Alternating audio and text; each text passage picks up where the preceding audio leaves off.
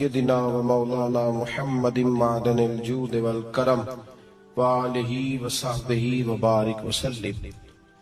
تمام تعریفیں اللہ تبارک و تعالی جل مجدہ الکریم کے لیے، ہر قسم کے درود و سلام نبی رحمت سید عالم صلی اللہ تعالی علیہ وسلم کی ذات والا صفات کے لیے حمد و صلات کے بعد سورۃ المائدہ کی آیت نمبر 35،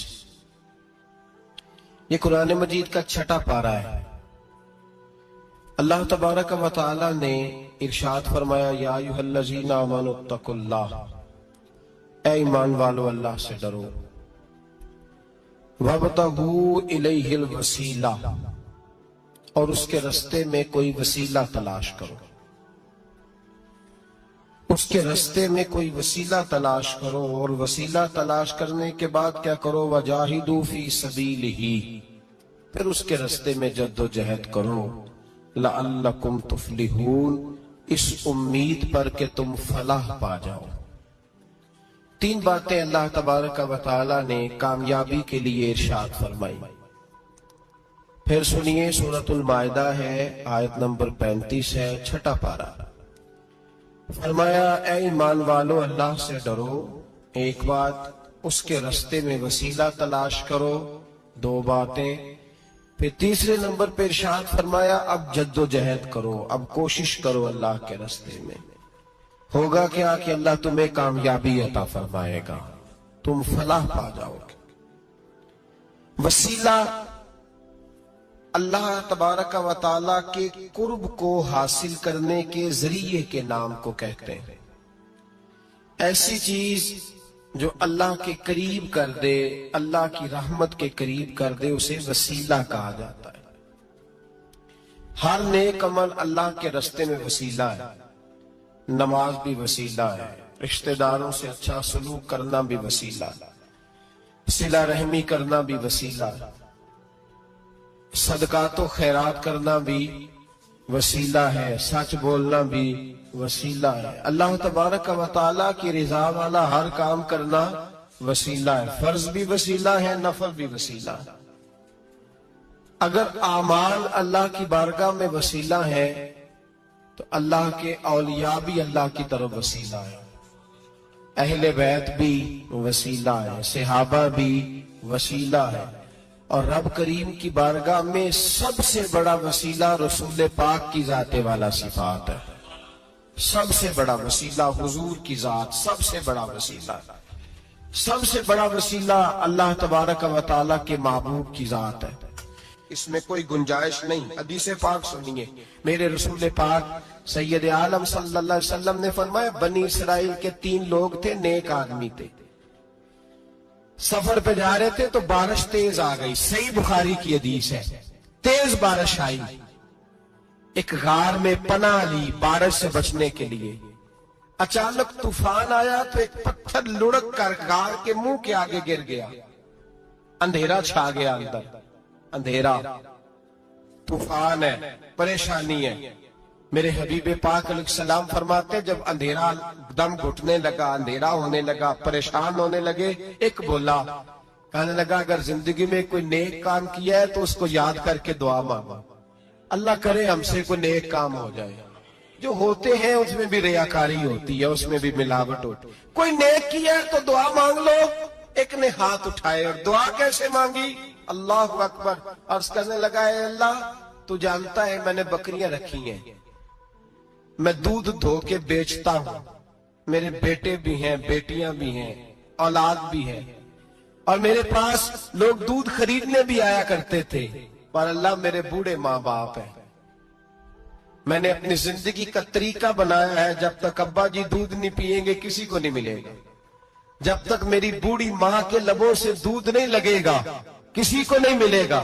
اے اللہ وہ رات بھی تو جانتا ہوگا جب میں دیر سے آیا، دودھ دھویا تو ماں باپ سو چکے تھے، عرش کے مالک تو بھولا نہیں کرتا، تو بھولنے سے پاک ہے، میرے رب میں دودھ کا پیالہ لے کے ساری رات کھڑا رہا ماں باپ کے سرانے، نہ میں نے دودھ بیچا، نہ میں نے بچوں کو دیا، آدھی رات کے بعد ان کی آنکھ کھلی, انہوں نے دودھ پیا. اے اللہ میری اماں بھی مجھ سے بڑی راضی ہوئی, میرا باپ بھی بڑا راضی ہوا. مالک اگر وہ عمل واقعی تجھے قبول ہے تو اس مصیبت سے نجات دے دے. میرے نبی پاک علیہ السلام فرماتے اس نے یہ وسیلہ دے کے دعا مانگی تو اللہ نے پتھر سرکا دیا. پہلے روشنی نہیں آ رہی تھی, اب روشنی آنی شروع ہو گئی. پتہ چلا جو زندگی میں روشنی چاہتا ہے وہ ماں باپ کی نوکری کرے, جو زندگی میں روشنی چاہتا ہے وہ ماں باپ کی بلے شاہ تو آسمانی اڈدیاں پھڑنا ہے, اور جڑا گھر بیٹھا انہوں پھڑیا ہی نہیں. ان کی نوکری کرو روشنی ملے گی. دوسرا بولا, اس نے کہا اے اللہ تجھے پتہ ہے میں نے کئی لوگ مزدوری پہ رکھے ہوئے ہیں. ایک شخص مزدوری کرتا تھا تو کچھ کلو کچھ سیر کچھ چاول اس کی مزدوری بنے. مثال دے کے سمجھاتا ہوں, 10,000 کے چاول اس کی مزدوری بن گئے. میں نے اس کو کہا مزدوری لے لے تو وہ ناراض ہو کے چلا گیا ناراض ہو کے. لیکن اے اللہ میں نے اس کا مال کھایا نہیں, میں نے مزدور کا حق رکھا نہیں. اے اللہ میں نے 10,000 علیحدہ کر دیا, وہ چاولوں کی قیمت میں نے علیحدہ کر دی. جب میں کاروبار کرتا تو میں نے اس کا پیسہ انویسٹ کر لیا, پھر اس پیسے سے میں کماتا رہا. ایک وقت آیا کہ زمانے بیت گئے, وہ 10,000 10 لاکھ یا یوں سمجھ لے 10 کروڑ ہو گیا. کئی گائیں, کئی اونٹ, کئی پلاٹ آ گئے. اے اللہ کئی زمانے کے بعد وہ مزدور لوٹا اور کہنے لگا صاحب میں غریب ہو گیا ہوں, تنگ دستی آ گئی ہے, بوڑھا ہو گیا ہوں, وہ میرے پیسے تو دے دیں. تم اے اللہ میں بے ایمان نہیں ہوا, ایک رتی برابر بھی میرے دل میں میل نہیں آئی. میں نے کہا یہ اتنی درجن گائیں تیری, یہ اونٹ تیرے, یہ پلاٹ تیرے. وہ کہنے لگا تو مجھ سے مذاق کرتا ہے, میرے تو تھوڑے سے چاول تھے, یوں سمجھ لے 10,000 کا اور اتنا کچھ. میں نے کہا وہ تیرے پیسے تو ناراض ہو کے چلا گیا, میں نے ڈھونڈا تو ملا نہیں. وہ تیرے پیسے میں نے انویسٹ کیے تو آج یہ سارا سرمایہ اسی کا ہے. اے اللہ وہ بوڑھا مزدور جب اتنی گائیں ملی, اتنے اونٹ ملے, اتنے اسے پلاٹ ملے تو وہ روتا دعائیں دیتا گیا. اے اللہ اگر تجھے میرا وہ عمل قابل قبول ہے تو اس مصیبت سے نجات عطا فرما. میرے نبی پاک سید عالم صلی اللہ علیہ وسلم فرماتے پتھر تھوڑا اور ہٹ گیا. اب تیسرا بولا عمل کا وسیلہ دے کے بھائی کوئی عمل بچا کے رکھ, کچھ کر لے, کچھ زندگی میں اکٹھا کر لے. کوئی تو ایسا عمل ہو جب قیامت آئے تو مصیبت سے بچ سکے, تو قبر میں مصیبت سے بچ سکے, تو دنیا میں مصیبت سے بچ سکے. میرے رسول پاک سید عالم صلی اللہ علیہ وسلم فرماتے تیسرا بولا, کہنے لگا اے اللہ تو جانتا ہے میں جوان, میں والا, میں حسین, مجھے عورتیں دعوت دیتی تھی, اپنی طرف مائل کرتی تھی, لیکن میں کسی پر نہ دیکھتا. بس ایک چچا کی بیٹی پہ میں عاشق ہو گیا, اس کے میں قریب جانے لگا, بلانے لگا. 100 دینار بھی اکٹھے کیے اس کو دینے کے لیے. ایک ایسا وقت آیا کہ وہ راضی بھی ہو گئی. اے اللہ تنہائی بھی آ گئی. یوں سمجھ لو کہ میں جوان بھی, حسین بھی, مالدار بھی, میں چاہوں تو ایک دن میں 4 دفعہ میں بدکاری کر سکتا تھا. اے اللہ ساری خوبیاں تھی. وہ بی بی میرے پاس آئی, کمرہ, تنہائی, کوئی دیکھنے والا نہیں تھا. جب میں اس کے قریب جانے لگا تو وہ عورت کہنے لگی تو رب سے ڈر جا, رب سے ڈر جا, رب سے ڈر جا. اے اللہ طاقت بھی, جوانی بھی, حسن بھی, مال بھی, میں سب کچھ کر سکتا تھا پر تیری لیے. اور اگر مسلمان ہوگا تو کہے گا اے اللہ تیرے رسول کے لیے. اے اللہ مدینے والے چاند کی بات مان کے, اے اللہ آمنہ کے معصوم کی بات مان کے, اے اللہ جناب فاطمہ الزہرا کے ابا کی بات مان کے میں نے اپنے نفس کی خواہش کو کچلا, اور کچل کر کے میں نے وہ گناہ نہیں کیا, اس کو آزاد کر دیا. اگر وہ عمل تیری بارگاہ میں قبول ہے تو نجات دے دے. میرے نبی پاک فرماتے ہیں بس دعا ختم ہوئی تو اللہ نے پہاڑ دور پھینک دیا, اللہ نے نجات دے دی. اللہ کرے میری ملت کے جوان کو بھی یہ نیکی نصیب ہو جائے. اللہ کرے ماں باپ کی خدمت کرنے والے بن جائیں، اللہ کرے ہم مزدوروں کا حق دینے والے بن جائیں، اللہ کرے ہم بے ایمانی دھوکے بازی کو چھوڑ دیں۔ اگر کوئی ایسا عمل ہوگا تو اللہ دنیا میں بھی نجات دے گا مشکلوں سے، قبر میں بھی اللہ نجات عطا فرمائے گا، قیامت میں بھی اللہ۔ عمل کا وسیلہ دینا رب کی بارگاہ میں جائز ہے، بولیے اللہ کے ناموں کا وسیلہ دینا جائز ہے۔ کوئی بھی عبادت اگر خلوص کے ساتھ کی جائے، میرے نبی پاک نے فرمایا فرض نماز پڑھ کے تو جو دعا بھی مانگے گا رب تیری قبول فرما لے گا۔ فرض نماز پڑھ کے جو دو دعا بھی مانگے گا اللہ تیری، اس کا مطلب ہے اعمال کی برکت سے اللہ دعائیں قبول کرتا ہے، اللہ دعائیں قبول، بس پھر وہی دعا کرتا ہوں اللہ ہمیں خلوص والے عمل کی توفیق عطا فرما۔ اچھا یاد رکھیے گا، مظفر وارسی کہا کرتے تھے کہ چلے نہ ایمان دو قدم بھی اگر تیرا ہم سفر نہ ٹھہرے۔ یا رسول اللہ اگر آپ کو ساتھ نہ لوں تو میرے ایمان کی گاڑی دو قدم بھی نہیں چل سکتی۔ اور حضور قبر حشر آخرت تو وسیلہ علیحدہ چیز ہے نا، میں تو زندگی کے شب و روز گزارنے کے لیے آپ کا محتاج ہوں، آپ کے بغیر، آپ کی سنت و شریعت کے بغیر میری زندگی بھی نہیں گزرتی۔ کہنے لگے چلے نہ ایمان دو قدم بھی اگر تیرا ہم سفر نہ ٹھہرے اور تیرا وسیلہ دیا نہ جائے تو زندگی معتبر نہ ٹھہرے۔ اور لبوں پہ ایاک نستعین ہے پر میرا اس حقیقت پہ بھی یقین ہے، اگر تیرے واسطے سے مانگوں کوئی دعا بے اثر نہ ٹھہرے۔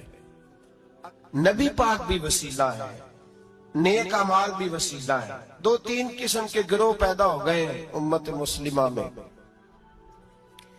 یہ وابتغوا الیہ الوسیلہ کے تحت شاہ ولی اللہ صاحب محدث دہلوی رحمت اللہ تعالی علیہ جو امت مسلمہ کے متفقہ امام ہے، تمام مسالک جن کا احترام کرتے ہیں، شاہ ولی اللہ صاحب نے لکھا ہے کہ وابتغوا الیہ الوسیلہ سے مراد یہ ہے کہ اللہ فرماتا ہے اکیلے نہ آ جانا، کسی مرشد کامل کا دامن تھام کے آنا، ایسے اکیلا نہ آ جانا کہ تیرا کو وارث ہی نہ ہو، کسی کا دامن تھام۔ اب دو تین جماعتیں پیدا ہو گئی، ایک سرے سے قائل ہی نہیں وسیلے کے،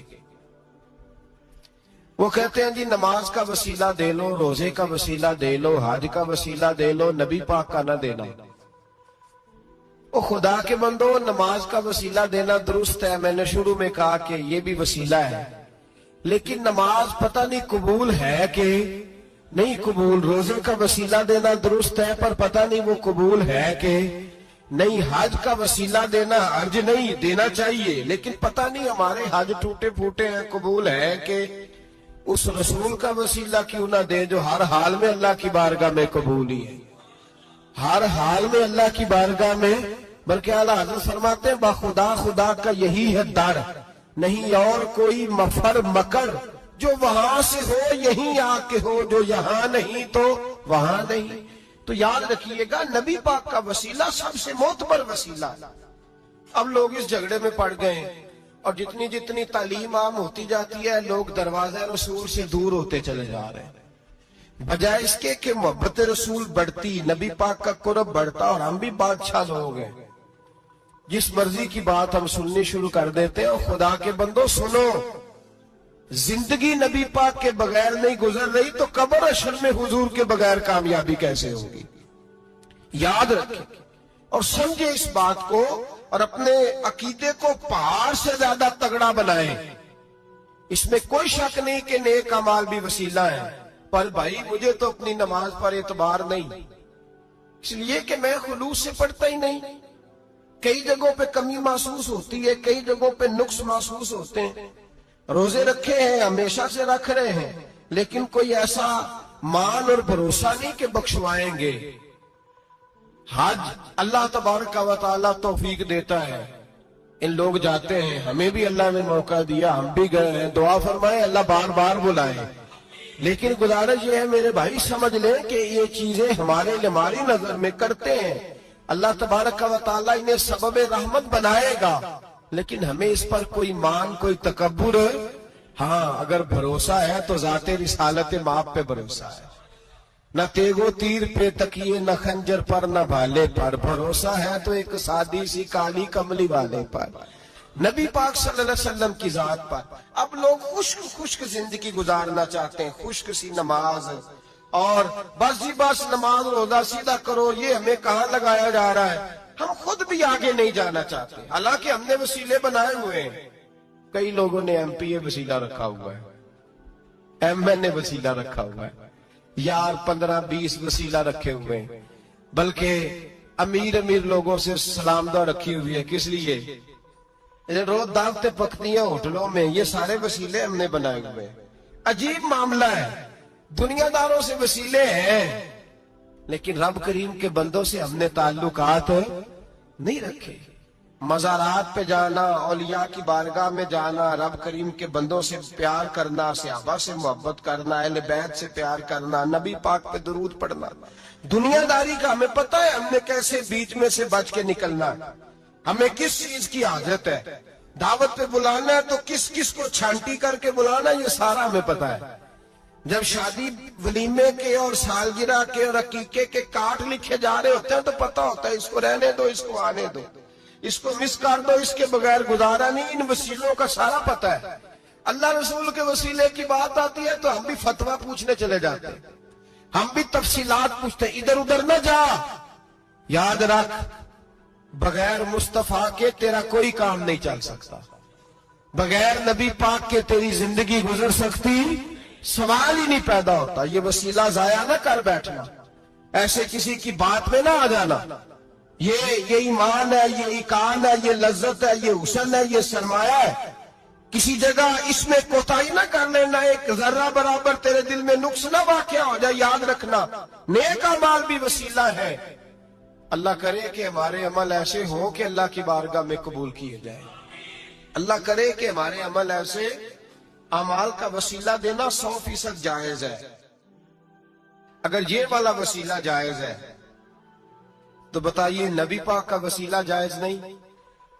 عمل میں تو کوئی کوتاہی ہو سکتی ہے لیکن حضور کی وجاہت میں کوئی کوتاہی ہو سکتی، نبی پاک کی رحمت میں کوئی کمی ہو سکتی۔ ادھر سنو، ایک پہلو ذرا گہرائی سے،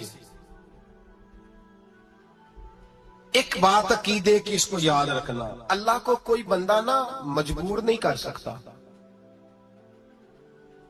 کہ ہم نے نبی پاک کو لا کے کھڑا کر دیا ہے تو اللہ مجبور نہیں ہو گیا۔ یہ سمجھ لیں، اللہ مجبور ہے، ایک مجبور ہوتا ہے، ایک پیار ہوتا ہے۔ ان دونوں چیزوں میں اللہ کو اپنے رسول سے پیار ہے۔ نبی پاک فرماتے ہیں میں دعا کرنے گیا، اے اللہ میری امت پہ قحط نہ آئے، اللہ نے فرمایا حبیب نہیں آئے گا۔ اے اللہ میری امت کے چہرے نہ بدلیں، گناہ کرے تو مسخ نہ ہو، حبیب نہیں بدلیں گے۔ حضور فرماتے ہیں میں نے ہاتھ اٹھایا کہ اللہ یہ آپس میں لڑے نہ، توجہ کرنا جملوں پہ، اے اللہ یہ آپس میں لڑے نہ۔ اللہ یہ بھی کہہ سکتا تھا حبیب یہ نہیں قبول کرنی دعا، اللہ بے نیاز ہے نا، چاہے قبول کرے اور چاہے، توجہ کرو غور کرو بات پہ، اللہ چاہے تو قبول کرے چاہے تو، اے اللہ میری امت لڑے نا، تو یہ نہیں فرمایا حبیب قبول نہیں کرتا، کہ محبوب یہ دعا مجھ سے مانگ ہی نہ، اے حبیب تو دعا مانگ، تو مانگے میں قبول نہ کروں، یہ ہو نہیں سکتا، اس طرح کر یہ دعا مجھ سے۔ نبی پاک نے منافقین کے لیے دعا کرنی چاہیے کہ اے اللہ، اے مولا تو مہربانی فرما، اے اللہ کرم فرما، منافقین کو بھی بخش دے۔ تو میرے رسول پاک علیہ السلام فرماتے ہیں رب کریم نے مجھے منع کیا، اے محبوب یہ والی دعا، یہ دعا ہی نہ مانگ، یہ دعا اللہ کو کوئی مجبور کر سکتا، لیکن اگر اللہ پیار کرے تو بھائی دنیا داری کا چودھری صاحب کا، مولوی صاحب کا، پیر صاحب کا ایک عام مشہور مقولہ ہے، فلاں بندہ آ گیا تھا اس کو میں انکار نہیں کر سکتا تھا، کیوں جی وہ بندوق لے کے آیا تھا، کر دینا تھا انکار۔ فلاں آدمی آ گیا تھا پھر میں اس کو انکار، اور فلاں بندے کو ساتھ لے آیا تھا اس کو انکار ہو سکتا، کیوں جی؟ دو باتیں ہوتی ہیں، یا پیار بڑا ہے یا عزت بڑی ہے۔ دو ہی باتیں ہیں، یا میں اس سے پیار بڑا کرتا ہوں یا میں اس کی، اللہ اپنے نبی سے پیار بھی بڑا کرتا ہے اور اپنے نبی کی عزت بھی بڑی فرماتا ہے. بس یہ سمجھ لے بات. وسیلے کا معنی یہ ہے کہ اللہ اپنے نبی سے پیار کرتا ہے، اپنے محبوب کو اللہ بڑی عزت عطا فرماتا ہے. نبی پاک سید عالم صلی اللہ علیہ وسلم کے وسیلے کا یہ حال تھا کہ صحابہ ہر کام کے لیے دروازہ رسول پہ پہنچ جاتے تھے. پیاس لگی تو حضور کے پاس، بھوک لگی تو نبی پاک کے پاس، حضرت ابو ہریرہ کو حافظہ چاہیے تو نبی پاک کے پاس، کسی کو اولاد کی ضرورت ہے تو وہ رسول پاک کے پاس، کسی کو طاقت کی ضرورت ہے تو وہ بھی نبی پاک کے پاس.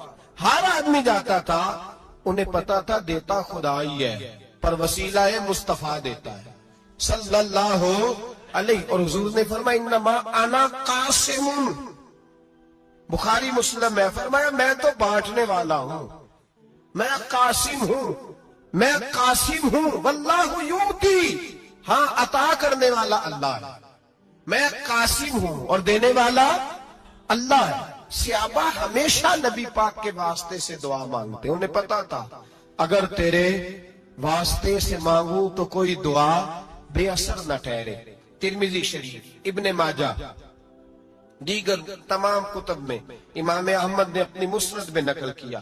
حضرت عثمان ابن حنیف کہتے ہیں میں نبی پاک کے پاس بیٹھا تھا تو ایک نابینا صحابی آئے، عرض کرنے لگے یا رسول اللہ صلی اللہ علیہ وسلم میں نابینا ہوں، میرے لیے دعا کریں اللہ مجھے آنکھیں عطا فرمائے، دعا کریں. اب حضور نے پتہ کیا کہا؟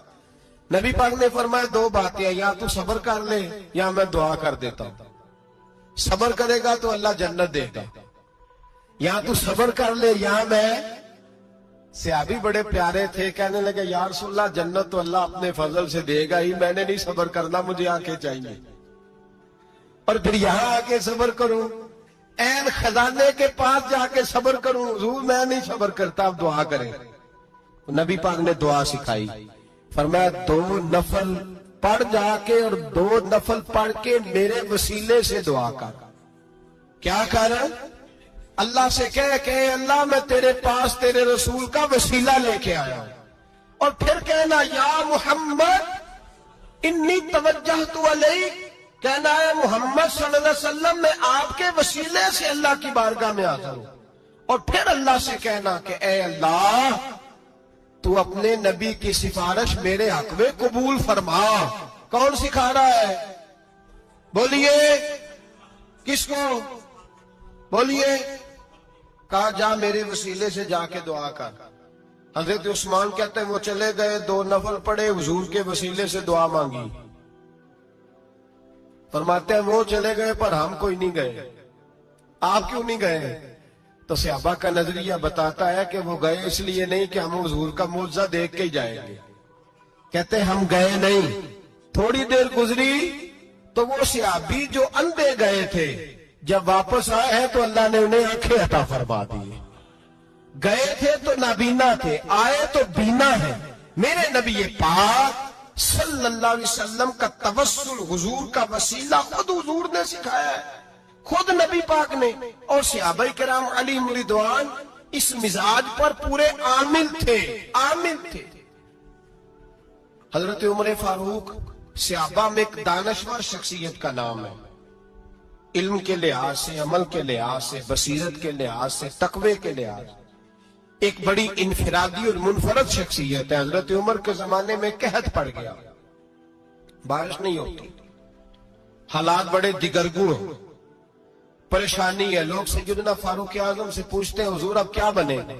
جو میں نے پہلے حدیث آپ کی خدمت میں عرض کی وہ ترمذی اور ابن ماجہ سے. اب جو حضرت عمر کی روایت عرض کر رہا ہوں یہ صحیح بخاری میں موجود ہے. حضرت عمر فاروق رضی اللہ تعالیٰ عنہ کا زمانہ مبارکہ، قلت آ گئی، قحط آ گیا، بارش شدید ہے، صحابہ پریشان ہے. جناب عمر فاروق رضی اللہ تعالیٰ عنہ سے کہتے ہیں حضور کرنا کیا ہے؟ حضرت عمر پہلے تو خاموش رہے، پھر حضور کے چچا جناب عباس کو بلایا، کوئی بات نہیں کی. جناب عباس کا بازو پکڑا اور کھلے میدان میں لے گئے. حضرت عمر دعا کرتے ہیں اور پوری امت کو دعا کا طریقہ بتلاتے ہیں. حضرت عمر کہتے ہیں اگر قبول کرانی ہے تو یہ طریقہ اختیار کرو، اگر اللہ کی بارگاہ میں دعاؤں کو مستجاب کرانا ہے تو یہ رنگ ہے جو امت مسلمہ کو میں سکھا رہا ہوں۔ حضرت عمر نے جناب سیدنا عباس رضی اللہ تعالیٰ عنہ کو کھڑا کیا سامنے، دعا فرمائی، اللہم انا نتوسل الیک بنبیک، اے اللہ ہم تیری بارگاہ میں تیرے نبی کے وسیلے سے دعا کرتے ہیں، فتسقینا، ہمیں بارش عطا فرما، ہمیں کس کے وسیلے سے؟ حضور، اور پھر کہا اللہم انا نتوسلک بام نبیک، اے اللہ ہم نے اپنے نبی کے چچا کے وسیلے سے بارش عطا فرما، اے اللہ ہمیں اپنے رسول کے چچا کے وسیلے سے، حضرت عباس کے وسیلے سے بارش دے۔ صحابہ کہتے ہیں جب ہم گئے تھے دعا مانگنے تو خشک سالی تھی، اور جب گھروں کو آ رہے تھے تو ہمارے کپڑے بارش سے بھیگ چکے تھے۔ اللہ نے بارش عطا کس کے وسیلے سے؟ حضرت ابا۔ اچھا یہ بات یہاں قابل غور ہے، حضرت عمر کے وسیلے سے بھی دعا ہو سکتی ہے، دعا سیدنا عمر فاروق کے وسیلے سے بھی، لیکن حضرت عمر رضی اللہ تعالیٰ عنہ نے نبی پاک کے چچا، چونکہ حضرت عباس جب آیا کرتے تھے تو حضور کھڑے ہو کے استقبال فرماتے تھے آپ کو دیکھتا ہوں تو مجھے اپنے والد کی یاد آتی۔